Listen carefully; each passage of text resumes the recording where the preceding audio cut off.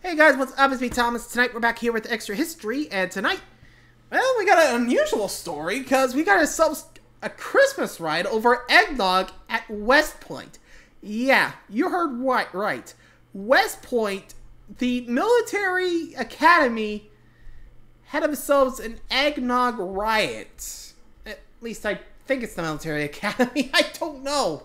But might as well see what happened during this Eggnog Riot. Did they just not have enough eggnog, or what happened? Well, things are about to get very interesting indeed, so let's see what happened during this riot. So be sure to like, subscribe for more. Hope you enjoy. Let's go. U.S. Military Academy, West Point. Hey, I was New right. York, 1826. 'Twas the night before Christmas, about second watch, when cadets were preparing for a festive debauch. They stirred up some yolks, cream, and cinnamon roots, and produced hidden booze from footlockers and boots.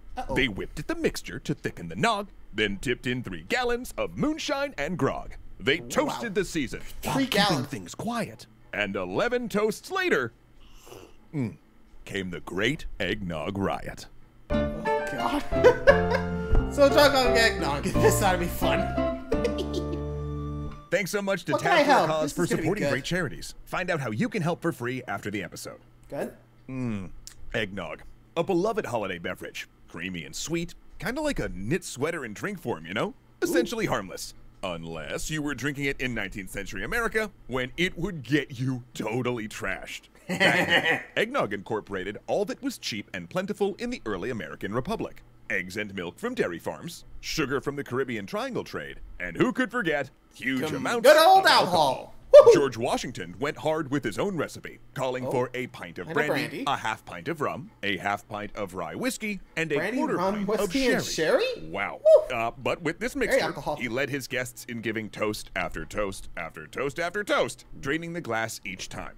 Yeah, turned out getting blitzed at the holidays was kind of an American custom, which is why, in 1826, dozens of West Point cadets defied the orders of Superintendent Sylvanus Thayer and brewed up a batch of boozy eggnog on their own. Now, Yikes. Thayer ran West Point on a strict disciplinary regime. Actually, he'd been brought in for that purpose, appointed in 1817 to reform the then failing institution.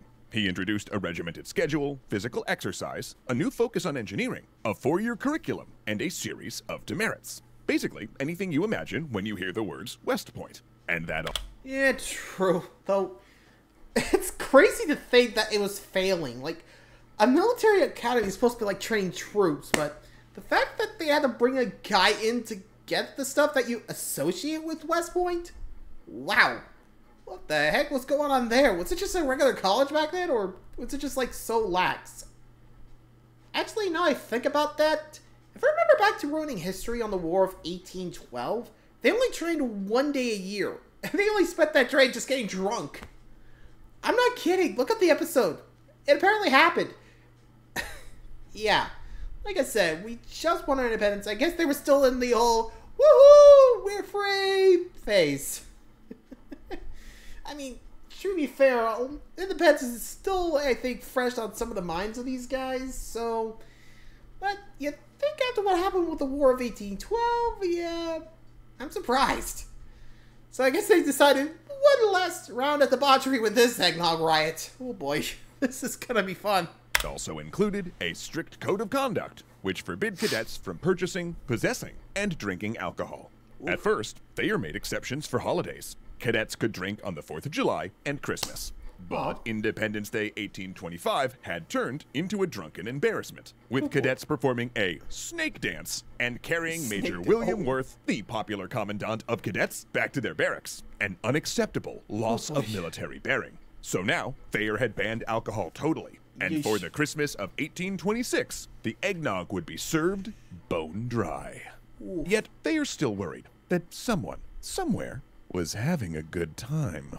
That's why, at his personal Christmas party on December 23rd, 1826, Thayer pulls Major Worth aside into a quiet corner to discuss rumors he's heard that cadets are smuggling in alcohol. And he even has a chief suspect, Cadet Jefferson Davis.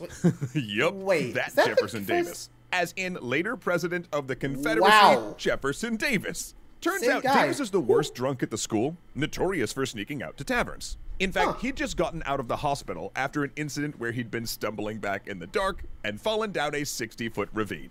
Needless to say, how? Davis was a bad influence. A rebel, though not like that teacher's pet Robert E. Lee, of course, who showed up at Thayer's office at 7 a.m. that morning to discuss trigonometry homework. Regardless, Thayer tells Worth that instructors staying in the barracks, Captain Hitchcock and Lieutenant Thornton, should definitely keep on the lookout. And boy, was he right to be concerned. For even as Thayer spoke, a batch of contraband eggnog was already brewing in the North Barracks.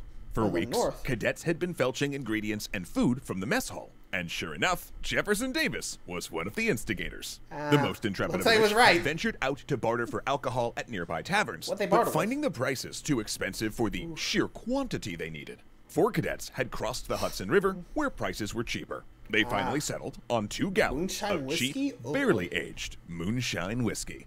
But they ran into trouble on the way back, when they found a U.S. Army private guarding the West Point dock. So, whispering amongst themselves, they made a plan, scrapping together all of the money they had left for a bribe. 35 cents, which worked. Man, Zoe, corruption used to be so affordable. Frickin' inflation. So back at the barracks, they poured the whiskey into the mix, along with a gallon of rum from another cadet. This was their act of resistance, a statement proving that Thayer couldn't take away their boozy, deeply unhealthy traditions. Oh yes, tomorrow they're so gonna regret this. Get toasted. Christmas Eve, the North Barracks, 11:59 p.m.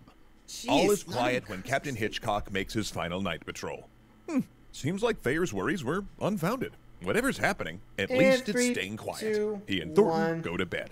But in room 28, the holiday nog bar is open, baby! Cadets are stealthing in to get their drink, then spilling into the nearby room to toast. But the party has been going on for hours, and the mix is getting a little thin. That is until a Christmas miracle, when a cadet returns from a midnight run with another gallon of whiskey. Hey, wait, did I say miracle? I meant catastrophe, because this is where things start to go downhill. At 4 a.m. Christmas morning, Hitchcock awakes to such a clatter that he sprang from his bed to see what was the matter, which was, of course, 2 floors above him, a ton of singing, stomping, and shouting, you know, just full-on revelry.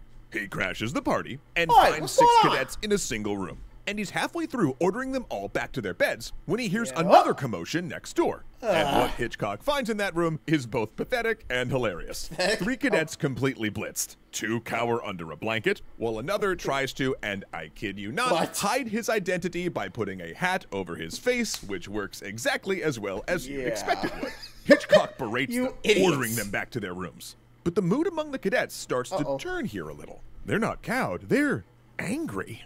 I mean, how dare he try to stop their deep-seated and wholesome tradition of celebrating the Messiah's birth by getting utterly annihilated on cream drinks laced with cheap rot gut, huh? And just... Yikes. Yeah, really goes to show you. Taking away someone's booze, just not the best idea. Whoops. Honestly, I mean, good message, just not gonna end well. That's all I'm gonna say. Honestly, if I was Thornton, or at least the guy in charge, I would at least make sure, like, some of the harder stuff would have stayed gone. Like, sure, I'll allow a beer or 2, but at least limit it. Like, if you outright ban things, it ain't gonna work, you know? Just saying, you gotta give them some release, otherwise they're just gonna go bananas. And apparently they're about to go bananas here, too. Does things start heating up? Hitchcock hears another roar downstairs and heads for the stairwell. Upon his exit, a cadet then makes a drunken decree. Get your dirks and bayonets and pistols if you got them. Before the night's over, Hitchcock will be dead. Ugh. Meanwhile, on the ground floor, Hitchcock bursts into room 5, and it's crammed with cadets, more than the upstairs party. They all go still and turn to him. Then, with just the most impeccable timing, the opposite door slams open, and Jefferson Davis staggers in completely shit-faced and shouts, "You should put away the grog, boys! Captain Hitchcock is coming!" He then presumably adds a... Right here! Oh... A little late. Hitchcock reads the cadets the riot act, legally informing them they must disperse. He then specifically orders Davis to go back to his room and stay there. Davis does, and passes out in bed, thereby missing the rest of the festivities as the building descends into chaos. Dozens of drunk, belligerent cadets seize weapons. Then, when Hitchcock comes across a locked room, he kicks down the door, only to find himself looking down the barrel of a pistol. The powder jets in his face, but another cadet has slammed into the first cadet holding the gun, knocking off his aim. The bullet then explodes in the doorframe next to Oh, I'm Hitchcock's hoping head. that wasn't loaded. Lieutenant Thornton, now awake, was doing no better. He tried to gain control of one group, only to be menaced with a sword. And then when he turned down a stairwell, another cadet knocked him out cold with a piece of wood. Hitchcock ran to a cadet on guard Jesus duty Christ. and told him to get the Commandant, Major Worth. He was popular with the cadets and they might listen to him. Only here's where things get really twisted, because some of the rioting cadets misheard what Hitchcock said and thought that he'd called for regular artillery soldiers that were stationed at West Point. The generally upper-class cadets hated those lowly rank-and-file soldiers, and now what, Hitchcock wanted them to come and shell the barracks or something? Just no, absolutely not. No, no. The sloshed youths broke out their weapons in full and started fortifying the building. Oh, no. They besieged Hitchcock in his Nice. room, throwing stones and pieces of wood at his windows, and they broke everything. They tore banisters off the stairs, shattered windows, and smashed all of the cookery. no one By dies. the time Major Worth arrived just before 6 a.m., the eggnog was beginning to wear off. And when he called finally. for morning formation, the mutineers actually staggered out, sheepish and ill, making a ragged line under the cruel Christmas dawn. 90 cadets, 1/3 of the student body, took part in the Eggnog Riot. Yeesh. But since expelling 1/3 of the school would have been a major embarrassment, What'd they they do? decided to only court-martial the 20 worst offenders. Since he'd gone to bed, Jefferson Davis escaped Safe. charges and was instead confined to barracks for 6 weeks, meaning that despite helping instigate the party, he largely dodged consequences. And Robert E. Lee, who had not participated, testified on behalf of the accused cadets, using his reputation as an honorable gentleman to launder his comrades' actions. This would, to put it lightly, become a reoccurring theme in both of their lives. Sounds Ultimately, right. 9 cadets were permanently expelled. Their careers ruined so badly that 2 of them later became Confederate generals and won the Texas Secretary of State. Though Roberts. another disgraced candidate spent most of his life entangled with the legal system, eventually serving 8 years as a justice on the Supreme Court. Oh man, Zoe, for a second I was worried someone was going to learn something and there was going to be accountability, but thank you so much for keeping the status quo. USA! USA! Hold on. USA. This is strong. Actually, though, You done yet? perhaps one thing was learned. Because these days, things happen a little bit different at West Point, as they send their cadets home for the holidays. Probably So, for the best. if they happen to, say, get drunk and smash all the dishes, you know what? Yeah. At least it's at their own family's house. Wow, Rob, that was a phenomenal story. Thank you for penning the script. David, thank you so much for illustrating this episode. Also, thank you so much to Mac, our audio editor, and the boys over at Devon House Creative who put together the edit. And you know what? Actually, this brings me to a larger point. I've been drinking eggnog the entire time I've been reading the script, and it has gotten me a little emotional. It is the holidays after all, and I'm the showrunner, and I can do what I want. So, I would like to propose a toast. I would like to cheers to everyone who works with us at Extra Credits. You are all wonderful beings, and these shows are ultimately amazing because of you all. I would also like to thank all of the viewers who have been watching with us either this year or over the years.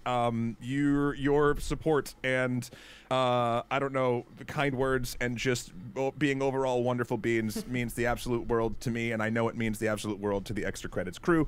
So Yeah, I'm just please gonna let this ride. raise a glass of nog, I don't alcoholic or have a not, drink. in the air, and toast to a happy, wonderful, and joyous holiday season to you all. I wish you all the best. Cheers. And actually, in these... Well, I gotta say, that was crazy. Which, yeah, not the best idea, but yeah. Well, at least no one died. Yeesh, lucky. Oof. Anyway, so 9 got permabanned. Ouch. But yeah. Man, that was crazy, I gotta say, but what do you guys think of the Eggnog Riots? Do you think they deserved it or not, huh? Honestly, with how they behaved, yeah, they had it coming. I mean, they freaking tried to shoot him. Hey, caramba. I'm just glad the eggnog wore off before morning. So, whew. Anyway, so that's about it for now. Thanks for watching, everybody. And until next time, like, subscribe for more. I'll see you around for the next one. Night, everybody, and happy holidays.